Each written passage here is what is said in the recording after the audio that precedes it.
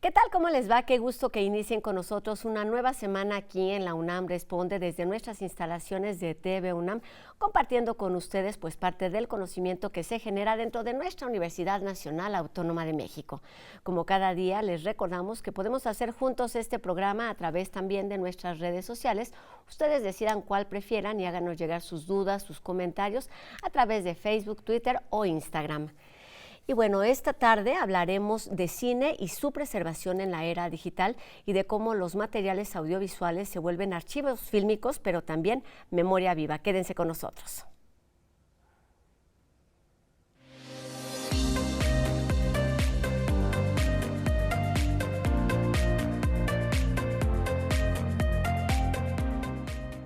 El día de hoy contamos con la presencia de la documentalista Inés Toaria Tovar, quien participó en el Congreso Anual de la FIAF, la Federación Internacional de Archivos Fílmicos, del que platicamos hace unos días aquí en la UNAM Responde y que tuvo como sede a nuestra universidad.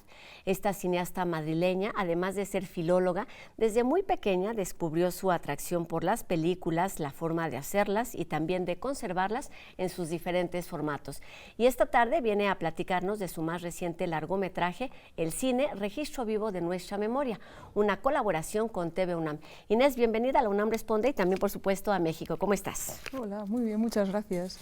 Pues un gusto que estés aquí con nosotros para hablar de este trabajo que pocas veces se ve. Hace unos días platicábamos de este encuentro, de este trabajo que se realiza de forma como un poco hasta secreta y poco reconocida.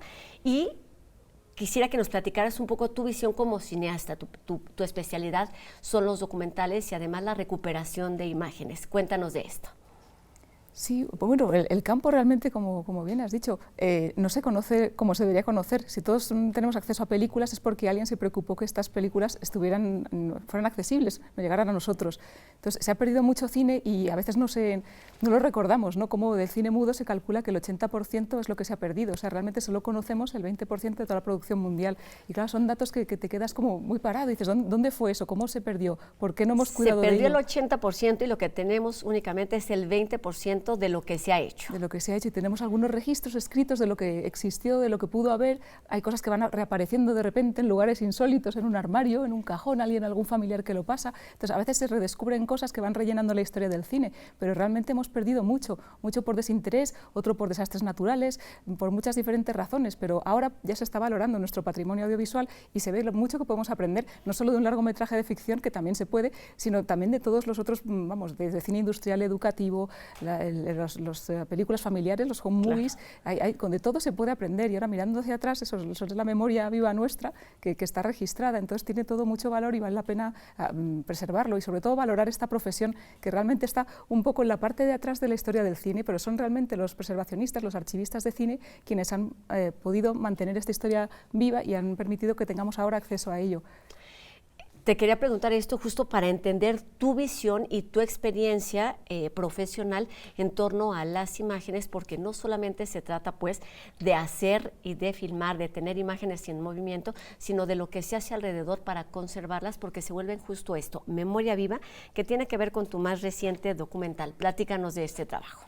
Sí, ¿De qué va? ¿De qué va? Pues fue realmente algo que además lo descubrí porque yo solicité una beca para especializarme en preservación, porque yo conocía las filmotecas en lo que conocemos todos, y ves películas, muchas veces películas que solamente puedes ver allí y estás muy agradecido a las filmotecas, pero resulta que las filmotecas hacen toda esa otra labor que está detrás, que es donde almacenan miles de latas y están día a día, es un trabajo interminable, que están siempre trabajando, no es dejar la lata ahí, no, al revés, mantenerla, ver cómo está, mirar cada vez, ver los materiales de nitrato que son tienen más su particularidad y hay que tener más cuidado, y hay que ver cómo se está deteriorando o no, qué se puede restaurar, qué no vale la pena, qué sí que existe ya restaurado o qué vale la pena preservar, que es eso, mantenerlo, conservarlo bien para que se pueda durar en el tiempo y podamos seguir teniendo acceso a ello. Entonces solicité una beca, me fui a Estados Unidos, hice un curso en preservación en George Eastman Museum y luego hice una estancia en la Filmoteca UNAM, por eso tengo mucho cariño a México y a la UNAM, y aquí claro conocí también mucho, pues porque es muy bueno conocer cómo en todos los países es el mismo problema. En unos hay más humedad que ataca a las películas, películas, en otros tienen, vamos, cada uno tiene sus pequeñas particularidades, pero todos sufren el mismo problema en la conservación y falta de recursos, falta de personal, falta de atención pública. No somos conscientes de que los materiales se pierden, y ahora con el digital no hay solución porque son otros problemas nuevos y no somos conscientes de que el digital dura muy poco. Entonces, esa manera, por eso con la idea del documental sale un poco de ahí. Al conocer a todos estos profesionales me inspiraron mucho, es decir, toda su historia, todo lo que están haciendo no se conoce bien. Yo me encantaba el cine, pensaba que conocía bien la historia y no. Al abrir todo este campo y conocer toda esta gente que controlaba todo ese pasado y todos estos materiales, me inspiraron muchísimo y dije, pues mira, vamos a hacerlo en forma de película para que nos llegue a todos, pero también a las nuevas generaciones y a todos los que estamos creando en digital, creyendo que esto va a durar y que tenemos que ser muy conscientes que no dura si no lo preservas. Y por la preservación digital tiene unos problemas nuevos, que hay que estar migrando constantemente datos hasta el infinito y más allá, y al final resulta claro, que el cine, la preservación en celuloide, en el fotoquímico, sabes que lo pones en un archivo con las condiciones controladas de temperatura y de humedad relativa, y eso durará, si es en blanco y negro, hasta 500 años se calcula. En cambio el digital, cada de 3 a 5 años hay que ir migrando para que no muera. Quisiera detenerme en dos puntos que acabas de tocar que son importantísimos, y uno es el de la era digital. En más de 100 años de historia del cine, 120, 130, podemos pensar que este es justo el momento en donde más acceso tenemos a materiales fílmicos, en donde son más, más accesibles, están disponibles en más plataformas, a través de más vías, se tiene mayor conciencia del trabajo que se debe hacer para conservarlo, y desde el punto de vista profesional de las entrañas está sucediendo todo lo contrario. Sí, es verdad. Además, ahora es cuando más tendríamos que estar conscientes de ello, porque una compañera archivista me decía, ahora todos somos cineastas y todos somos archivistas, porque tenemos en nuestro móvil, los dos filmamos tal, y creemos que tendremos esas imágenes de los primeros pasos de un bebé, de tu hijo, tu hija o un sobrino, que estarán ahí para siempre, y que cuando se gradúen, se van a la universidad, pues mira, cuando tú tal, y no estará ahí porque no va a durar. Y entonces estamos confiando mucho en el digital, que ha sido un desarrollo muy bueno. Por ejemplo, para proyectos de restauración fílmica, ahora se hacen maravillas con el digital, o sea, que no todo es malo, al revés, se puede aprovechar la tecnología digital en muy buenas maneras, pero no es perfecto, y sobre todo en conservación. Se ha pensado más en la industria, en crear, en el dinero, porque realmente en el mundo del cine hay muchísimo dinero y es una industria, que mantenerlo, pero se ha olvidado el tema de conservar para el futuro. Ese era justamente el otro punto. Hablas de conservación, de preservación, de conservación y también de difusión, pero lo que se está haciendo esencialmente, lo que se tendría que hacer es la recuperación de una forma de expresión que es arte, que es memoria. ¿Cómo se entiende esto desde el punto de vista de los archivos fílmicos y no solamente de la industria cinematográfica?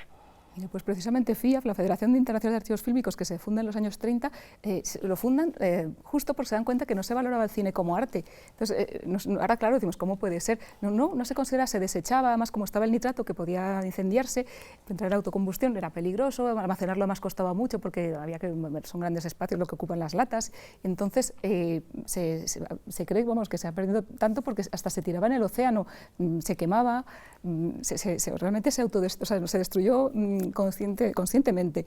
Y entonces hemos sido nosotros, el ser humano, el que se ha cargado toda esa historia por no valorarlo. Y es ahora cuando se empieza a recuperar. Entonces, en los años 30 son los archivistas que dicen, esto es muy importante, es muy valioso, además es una fuente para...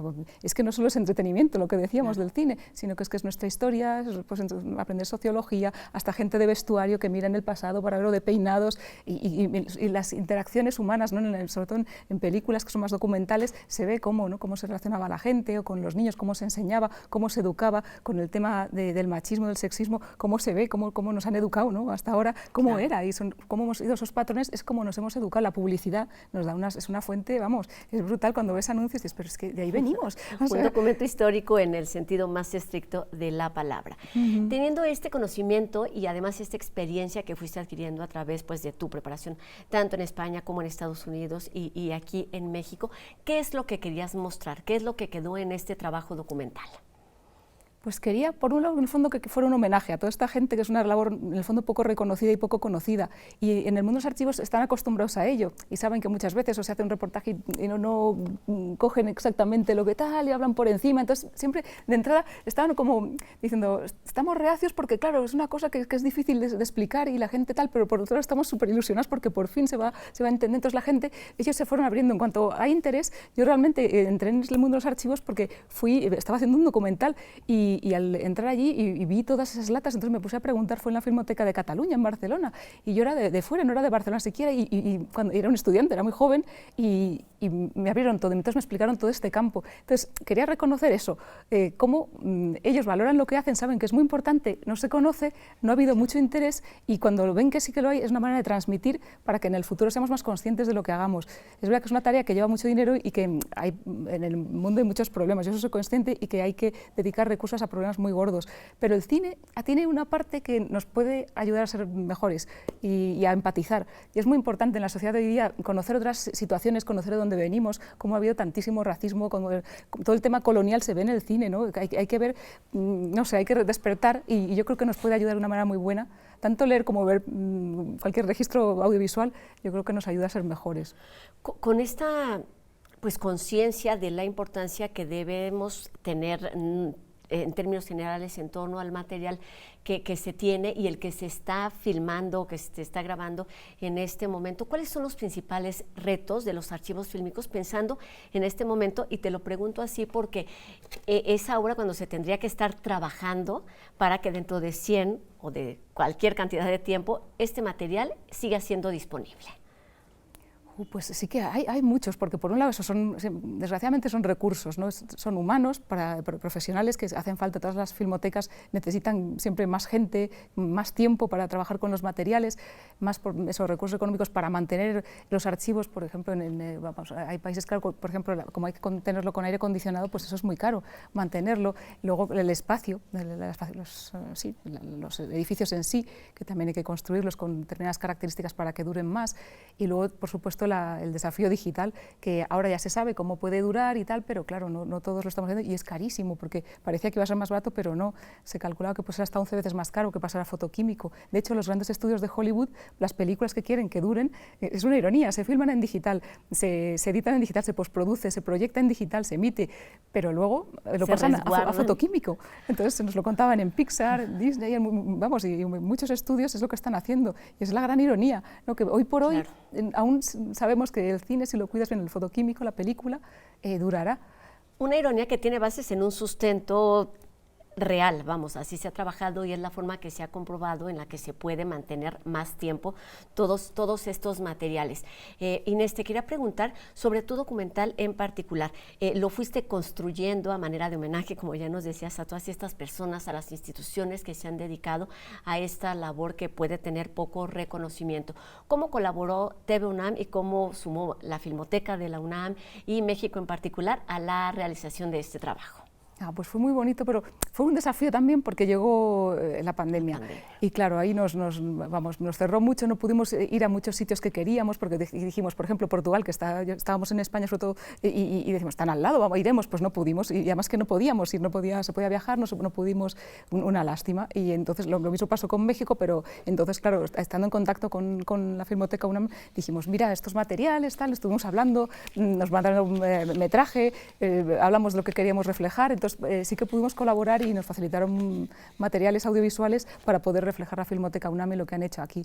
Y claro, fue una alegría también, aunque Iván Trujillo no era el director, sí que nos lo encontramos en Bolonia, en el festival, en el Cinema Ritrovato, y entonces pudimos hablar con él a la vez que con Chema Prado, que también fue otro veterano director de la Filmoteca Española. Ellos fueron muy colegas, ¿no? muy de ayudar, ya que facilita la lengua, que hablando castellano, pues todas las zonas donde se habla castellano, pues pudieron investigar, ver y colaborar todos, porque es que es un campo súper colaborativo, lo que decíamos antes, todos comparten el mismo problema y me encantaba ver cómo se manda un email de una punta del mundo a otro y en el momento se puede tener la respuesta. Justo, y todos entienden por lo que el problema que del otro, ¿no? Y se colabora mucho, y eso es muy bonito. Por eso es tan internacional y hay tantas voces, porque aunque hay mucha información, era muy importante reflejar que eran muchas voces, muy coral, una labor de mucha gente, todos colaborando hacia un mismo fin.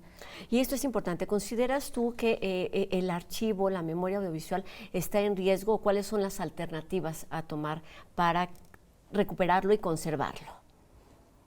Pues es que, claro, por ejemplo, un enemigo muy grande es la humedad. Entonces, claro, en países muy húmedos, en todo el sudeste asiático y en África también nos contaban que además hace mucho calor y la electricidad es muy variable, que no siempre hay electricidad continua, entonces tienen el problema. Nos contaba Waqar Sanogo, que es un historiador y profesor africano, y él nos decía, dice, si es que habría que, por ejemplo, con tanto sol, con tanto recurso que hay en África, ¿por qué no desarrollamos la energía solar? Seríamos, vamos, el continente que, vamos, arrasaría con esto. Y dice, entonces, como está el mundo montado, hay muchos intereses y además viene montado de muy atrás. Entonces, los recursos económicos son otro problema importante. Son otro problema, y cómo funcionamos. Entonces es como, en algún momento hay que romper eso y ver, y entre todos colaborar y decir, a ver, vamos, pasemos las fronteras y vemos cómo vamos a solucionar estos problemas y vamos a colaborar, cómo se puede hacer que en todas partes haya acceso a unos recursos muy básicos, ¿no? Y que se pueda, por ejemplo, hay cursos internacionales de formación en preservación, y eso es clave para esa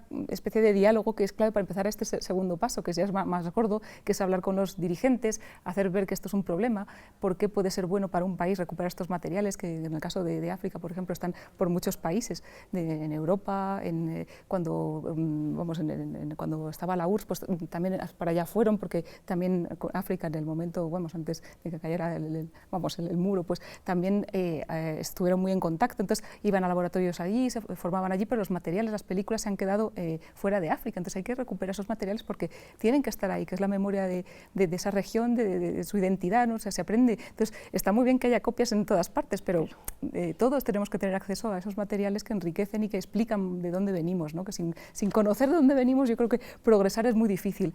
Se cree que siempre ahora es como con el digital, claro, vamos a descubrir ahora todo. No, venimos de muy atrás. Es fácil y rápido e instantáneo. ¿Cómo suma tu documental, para terminar esta entrevista, en el reconocimiento de esta labor hacia los guardianes del cine, ya sean instituciones o personalidades, para crear una nueva conciencia? Además, se acaba de presentar en este FIAF aquí en México y seguramente tendrá distintas proyecciones. ¿A quién quieres llegar? Pues la verdad es que a todo el mundo, porque por un lado era el gran desafío, decir, quiero que a los profesionales, claro, digo, no van a lo mejor a aprender tanto, pero sin embargo me dicen, anda, pues yo esto no lo sabía, o este colega, ¿qué tal? Entonces ha llegado a la gente que conoce un poco el tema, pero sobre todo igual sobre todo a los nativos digitales o a los jóvenes estudiantes de cine que tienen muchísimo interés, pero que desconocían el campo. Y me ha hecho mucha ilusión porque sí que nos han llegado emails, incluso después de alguna proyección ha venido, a mí me emocionó mucho un chico joven que tenía unos 20 años y venía llorando y dice, yo soy cortometrajista, me quiero dedicar al cine, pensaba que sabía todo, que me sé toda la historia, y es que se me ha abierto un mundo y esto me apasiona, este campo tal, me quiero formar en ello, y claro, eso fue como bien, hemos hecho un buen trabajo. Un trabajo, y es que eso se nos olvida mucho, pero está muy presente. El cine no solamente es, como ya nos platicabas o como decíamos, un documento que forma parte de nuestra memoria histórica, sino también de nuestra memoria personal y emocional. Sí, justo. ¿Por qué el cine es importante hoy? Debemos pensarlo así, en 30 segunditos. ¿Por qué? Para aprender de lo que hemos hecho mal e intentar mejorar y ser mejores. Yo creo que es que tenemos que intentarlo y se aprende mucho mirando hacia atrás. Y también puede ser con algo emotivo o una comedia, puede ser de muchas maneras, pero y ver que somos todos muy iguales, también muy riqueza diferencial, o sea que somos diferentes de una manera muy rica, intentar mejorar y progresar. Reconocernos e identificarnos ahí en la pantalla y en el otro. Inés Toaria. Claro. Muchísimas gracias, cineasta, madrilista y además pues directora de este documental Cine, Registro Vivo de Nuestra Memoria, que ya tuvo proyecciones y estreno en nuestro país. Estaremos atentas a la cartelera de nuestra universidad y en donde se estará presentando, así que muchísimas gracias por estar aquí en TV UNAM y también en México. Muchísimas gracias por este trabajo. Gracias a vosotros y a México, que siempre ha sido un gusto estar aquí, una alegría. Que sean muchas más las visitas a nuestro país. Y bueno, ahora queremos invitarlos a la tercera campaña de donación de sangre que se llevará a cabo en las islas de Ciudad Universitaria del 25 al 28 de abril. Esto sucederá de 8 de la mañana a las 2 de la tarde. Es muy importante hacer conciencia de la importancia de promover esta práctica altruista para ayudar a quienes lo necesitan y así podemos salvar vidas. Es importante, o todos podemos estar seguros de que en esta colaboración entre la Cruz Roja y nuestra universidad se seguirán todos los protocolos de salud y de seguridad que se requieren. Se recomienda, por supuesto, realizar un registro previo en el sitio que está apareciendo ahí también en nuestra pantalla.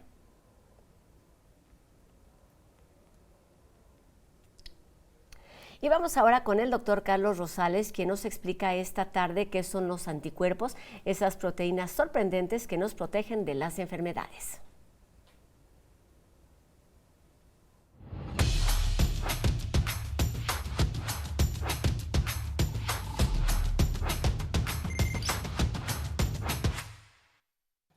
Gracias, Rosa. Muy buenas tardes. Muchas personas de nuestro público nos preguntan todavía, ¿qué son los anticuerpos y por qué nos protegen? Bueno, revisemos. Los anticuerpos son proteínas especiales que nuestro sistema inmunológico fabrica para reconocer y poder destruir agentes extraños a nuestro cuerpo. Durante la respuesta inmunológica, el sistema inmune selecciona a una célula en particular, un linfocito de los del tipo B, que es la célula que puede fabricar un anticuerpo específico contra el agente extraño que nos esté atacando en ese momento. El linfocito B seleccionado entonces se divide muchas veces y cada una de estas células ahora puede producir anticuerpo y así se fabrican muchas moléculas de anticuerpo. Estas son proteínas especiales que tienen una estructura común. Todos los anticuerpos, estas proteínas, tienen una parte muy regular que se le conoce como la región constante. Y tienen otra parte que es muy variable y cambia de un anticuerpo a otro y se conoce como la parte variable y es la parte por la que puede reconocer selectivamente a un antígeno. En el caso de los virus, por ejemplo, los anticuerpos pueden reconocer selectivamente las proteínas del virus. De esta forma, los anticuerpos se unen al virus y recubren la partícula viral, impidiendo que el virus se una a las células de nuestro cuerpo y de esta forma previenen la infección. Entonces, los anticuerpos nos protegen, en ese caso, de la infección del virus. Los anticuerpos, entonces, son proteínas especiales que reconocen a un agente extraño y lo marcan para que el sistema inmunológico lo pueda atacar. Muchas gracias. Hasta luego.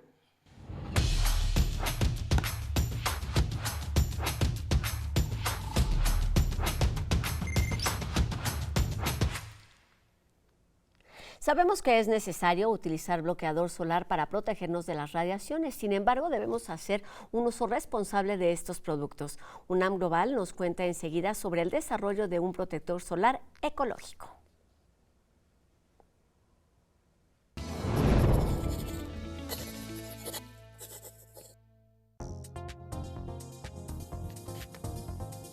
Ante la exposición al sol, es imprescindible cuidar la piel, pero de manera responsable.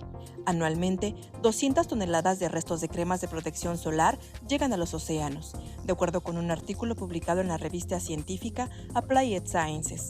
Estos desechos han puesto en peligro la vida marina, como ocurre en la segunda barrera de coral más grande del mundo, ubicada en el Caribe mexicano, debido a la presencia de productos nocivos como la oxibenzona, el octinoxato y los parabenos, contenidos en los bloqueadores solares. Cuando se afecta el coral, afectas a una comunidad de todos los organismos, tanto muchos peces que viven ahí y colindan con los corales. Los corales son lugares de desove para los peces y, entre otros beneficios, protegen a comunidades costeras de inundaciones y tsunamis. Además, contribuyen a la seguridad alimentaria a través de la pesca y gracias a algunos de los compuestos que generan, se pueden crear medicamentos contra el cáncer. Pero todo ello está en riesgo debido al daño causado por los químicos. Hay que tener conciencia un poco de cuidar nuestro ecosistema, utilizar menos cremas que tengan estos productos que afectan, o si vamos a ir a la playa, no utilizarlos. Preocupados por esta situación, el Instituto de Biotecnología de la UNAM desarrolló un método amigable con el ambiente para protegerse del sol a partir de la protección biotecnológica de melanina, un pigmento que tiene la propiedad de absorber la radiación de los rayos UV. Es un producto natural 100% idéntico al que producimos nosotros y otros organismos, que se podría utilizar en el mar o en cualquier ambiente, y tendría la ventaja de que no sería contaminante o tóxico. Entonces sería el primer ejemplo de un bloqueador solar natural. Luego de 15 años de trabajo, investigadores encontraron que al mezclar genes en 2 tipos de bacterias a través de técnicas de ingeniería genética, podrían producir melanina a gran escala. Hasta el momento no hemos identificado que exista un límite en este proceso, de tal manera que podríamos llevarlo a la escala de miles de litros y podríamos en principio producir kilos de melanina pura. Sin embargo, aún falta la colaboración de una empresa farmacéutica para que ese bloqueador solar sustentable llegue al mercado y pueda usarse sin afectar al medio ambiente.